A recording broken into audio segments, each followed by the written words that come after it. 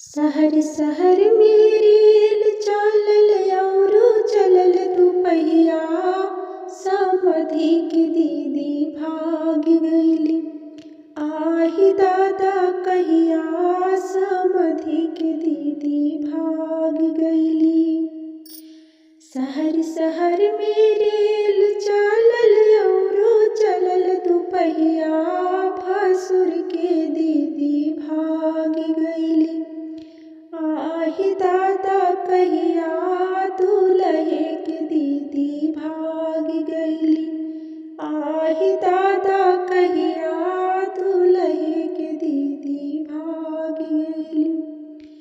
गाँव शहर में शोर भइल बा और छपल बा खबरिया।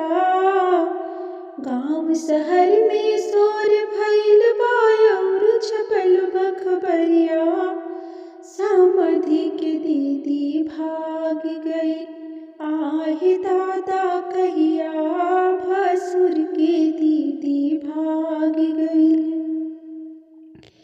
पुलिस और दरोगा खोजे और खोजे सिपहिया। दूल्हे के दीदी भाग गइली, आहि दादा कहिया। भसुर के दीदी भाग गइली। पुलिस और दरोगा खोजे और खोजे सिपहिया। दूल्हे के दीदी भाग गइली, आहि दादा कहिया। भसुर के दीदी भाग गइली।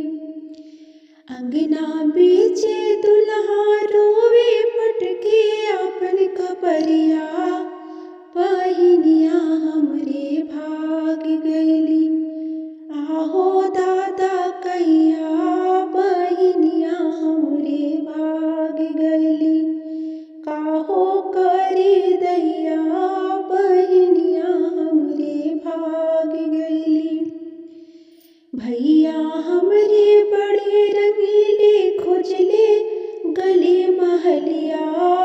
दूल्हे के दीदी मिल गइली, बजजवा के महलिया।